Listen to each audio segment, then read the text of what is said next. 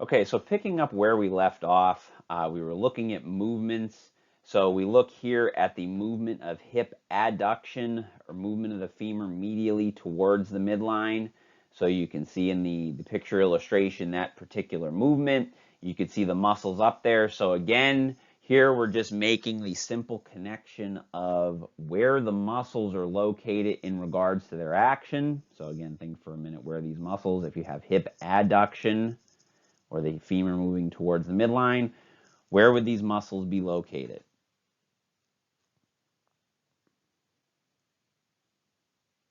Okay, should be thinking they should be located on the medial femur. Okay, the adductor brevis. So three of the muscles, again, sometimes, again, function is in the name. The adductor brevis, the adductor longus, adductor magnus are located on the medial side of the femur. You also have the gracilis, which is an additional muscle that also functions to adduct the hip.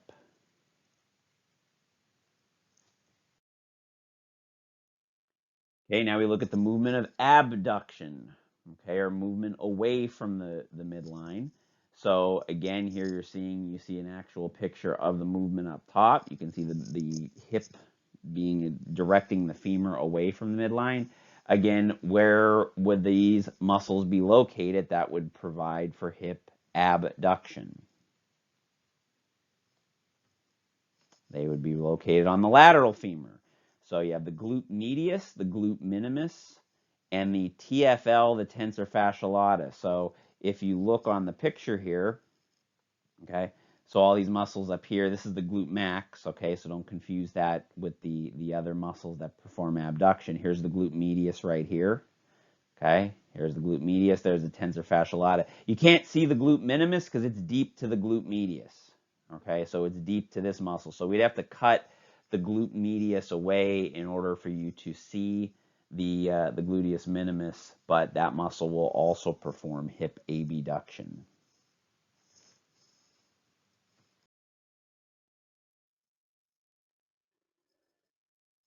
Okay, then now we're moving on. So we did our frontal plane motions of hip abduction and adduction. We did our sagittal plane motions of hip flexion, hip extension. Now we're going to be looking at movement in the transverse plane. Okay, so hip external rotation. So hip external rotation, rotary movement of the femur laterally away from the midline, or lateral rotation. Okay, so here in the picture, we're actually showing hip internal and external rotation. You can see what that does. Remember in class, so just again, we talked about how the knee can actually rotate too, but when the knee is fully extended, that movement that you have, the rotation is going to occur at the hip because the knee's locked out. Okay, so that was the caveat to knee rotation at the lower leg, or rotation that's occurring at the knee. When it's locked out, the rotation's occurring at the hip joint, okay? So your hip external rotation is going to be movement of the femur laterally away from the midline. Hip internal rotation, which you're seeing right here, is going to be movement of the femur medially towards the midline. So you have your lateral rotation and your medial rotation taking place at the hip joint.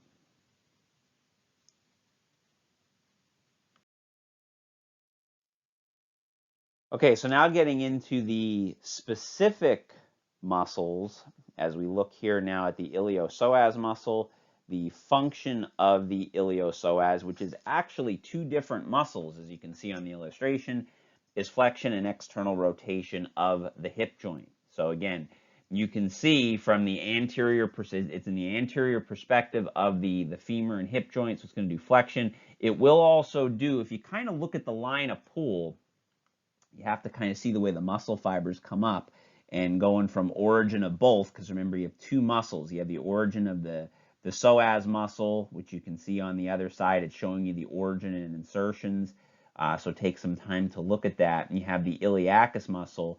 The line of pull of those will also produce an external rotation force on the femur. So you can kind of see the origin insertions over here. So there's some different ones to look at. So here you see the origin of the psoas muscle. Okay. Here's the origin of the iliacus, which makes sense. It's going to originate on the inner surface of the ilium. And then the insertion point, you see down here, you have two different insertions. You have the pectineal line and the iliopectineal eminence. That's actually the insertion of the psoas minor. So the psoas has a major and a minor. I'm primarily concerned that you just know that it's the psoas muscle. And then down here, the iliacus and psoas major come down and insert on the lesser trochanter. And again, your functions here are flexion and external rotation of the hip joint.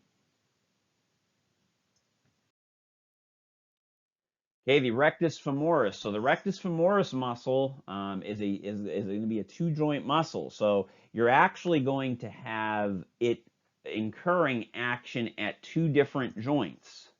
Okay, so you're going to have extension of the knee. So it does extend the knee. It's one of your quadriceps muscles. Okay, so the quadriceps is made up of 4 different muscles. This is one of the quadriceps muscles. Does extension of the knee and flexion of the hip. Okay, so it does 2 different motions at the joints. So it's going to perform hip flexion, which if you look here, you can see it crosses the anterior hip. So it's going to produce flexion because it's going to draw the hip anteriorly, and it produces extension at the knee. Now it's on the anterior surface, but remember, extension of the knee, you're going to be basically straightening out the lower leg.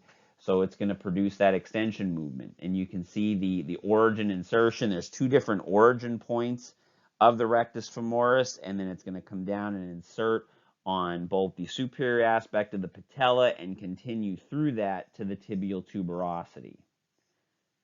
So again, it's important. Couple things to note here. 1, 2-joint muscle, and it's a part of the quadriceps muscle group. All right, the sartorius muscle, another 2-joint muscle that has function at both the hip and the knee. Okay, so the sartorius muscle. So if you think from a movement perspective, you're going to get flexion at the hip joint. Again, look at its anterior orientation. It's going to also produce flexion at the knee. Okay, so now unlike the rectus femoris, which does extension at the knee, the sartorius muscle does flexion. Part of the reason for that is the way the muscle kind of traverses around and comes down and inserts on the pes anserine. It actually inserts on the pes anserine. This is one of the muscles that come down and inserts in the pes anserine group down on the anterior medial surface of the tibia. And it's also going to do some abduction or abduction at the hip joint. Okay, so the sartorius is going to do hip flexion, knee flexion, abduction of the hip. Okay, and again, note your origin and insertion on the other side of the slide as well.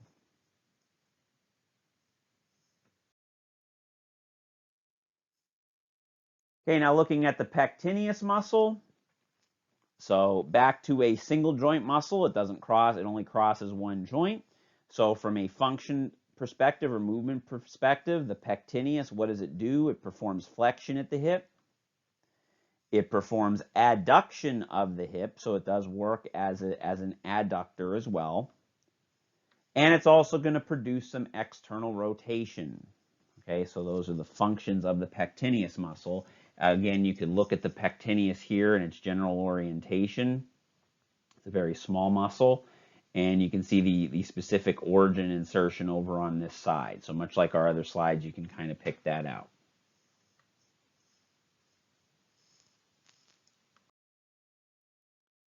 The adductor brevis muscle.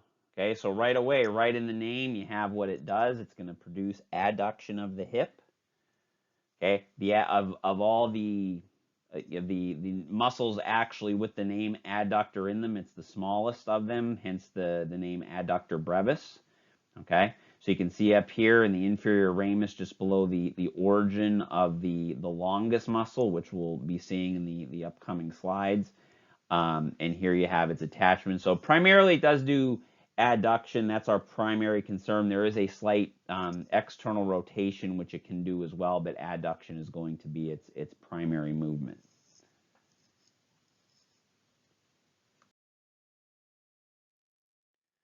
Okay, so this is the adductor longus muscle. Again, here is obviously we're going to be looking at adduction of the hip. So you can see a much bigger muscle. It's going to insert a little more distal to where the adductor brevis does. So it inserts on the middle third of the linea aspera. So the linea aspera is actually kind of to the posterior side of the femur. So it's hard to see. They're showing it.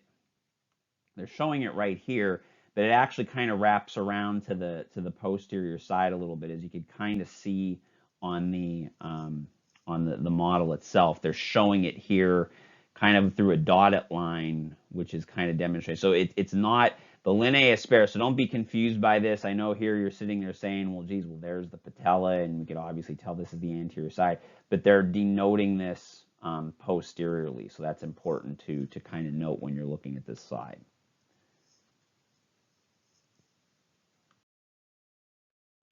And then the adductor magnus muscle. So it's called the adductor magnus because it's the largest, as you can see by the amount of area that this muscle kind of takes up here.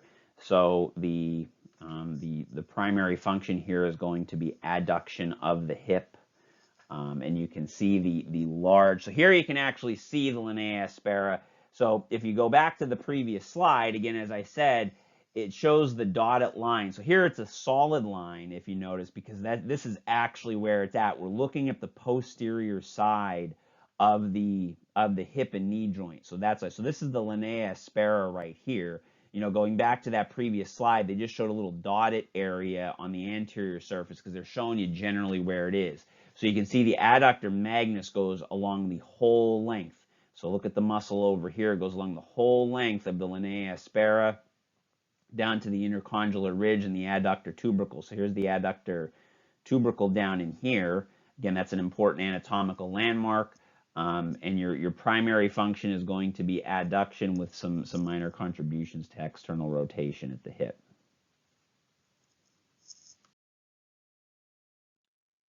And then the gracilis, which is also going to function as an adductor. However, now we're getting back to another two-joint muscle. Okay, so again, it's important to note those two-joint muscles when you're looking at this. So this is a two-joint muscle. We're going to have actions at two different joints. We're going to have adduction at the hip and weak flexion of the knee. It's not a very strong knee flexor, but it does produce knee flexion. Again, you could note the origin and insertions here off the pubic bone. And then again, it's going to come down here. Again, this is another one of the muscles that inserts on the pes anserine. So that's important to note. The anterior medial surface of the tibia. So this was the pes anserine down here. There's going to be some other muscles that insert down here as well. We already talked about one of them being the sartorius. So we'll mention the other muscle that will insert there as well later on in the discussion. But this is another one that comes down and inserts on the pes anserine. Again, note the two different joint functions as we discussed previously with the other two joint muscles.